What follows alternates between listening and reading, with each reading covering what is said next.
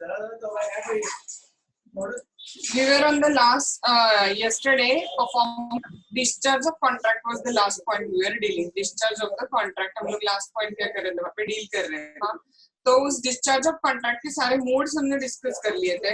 बस जो दो mode है हाँ वो हमने कल पीछे रखे थे. क्या क्या modes discuss किए थे देखो discharge of contract कल हमने.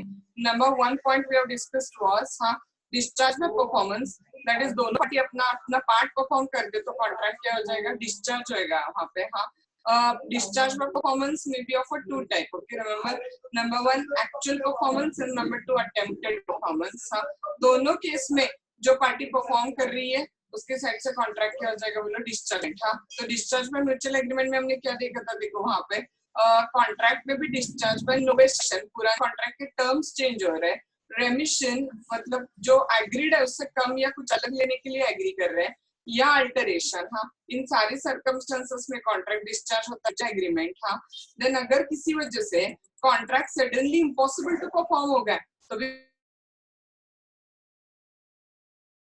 नॉन एग्जिस्टेंस और non occurrence of a particular state of a thing या डिक्लेरेशन ऑफ अ वॉर ये सारी चीजें उसमें आ जाती है वहां पे. हाँ देन नेक्स्ट पॉइंट हमने डिस्कस किया था discharge by lapse of time. मैंने आपको बताया था कि इंडिया में इंडियन लिमिटेशन एक्ट 1963 करके लॉ है जिसके अंडर हाँ क्या दिया गया देखो टाइम लिमिटेशन दिया गया किसी भी कॉन्ट्रैक्ट को परफॉर्म करने के लिए.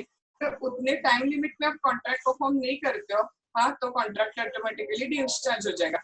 जैसे कि we can take out an example हमने डिस्कस क्या किया था देखो वहां पे वी हैव सीन दैट हाँ अगर किसी डेप्ट को रिकवर करना है तो ड्यू डेट से 3 साल का कॉन्ट्रैक्ट ऑटोमेटिकली क्या हो जाएगा बोलो वहां पे डिस्चार्ज हो जाएगा. हाँ that was discharge by lapse of time.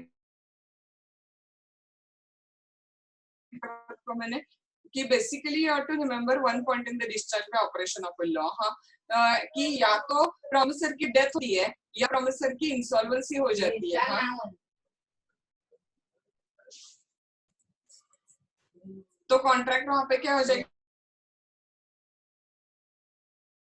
लेकिन डेथ के लिए आपको रूल क्या याद रखना है. याद है आपको डेथ के लिए रूल याद रखना है आपको कि अगर समझो वो पर्सनल स्किल का कॉन्ट्रैक्ट है तो ही डेथ के सर्कमस्टेंसेस में कॉन्ट्रैक्ट क्या हो जाएगा डिस्चार्ज हो जाएगा. अगर वो पर्सनल स्किल का कॉन्ट्रैक्ट नहीं है तो डेथ के केस में कॉन्ट्रैक्ट डिस्चार्ज नहीं होगा. हाँ क्योंकि कमर्शियल कॉन्ट्रैक्ट आगे क्या हो जाता है पास ओवर हो जाता है. और इंसॉल्वेंसी में क्या रहता है रूल याद है आपको कि अगर कोई पर्सन इंसॉल्वेंट हो जाता है तो उसके सारे जो ट्रांजैक्शन है वो किसके हाथ में चले जाते हैं ऑफिशियल असाइनी या रिसीवर के हाथ में चले जाते हैं. हाँ तो इन दैट केस आल्सो वो जो मेन इंसॉल्वेंट है उसके साथ में क्या हो रहा है वहां पे हाँ इंसॉल्वेंट है हाँ उसके पास में वो कॉन्ट्रैक्ट वहां पे रहेगा नहीं. हाँ वो किसके हाथ में चला जाएगा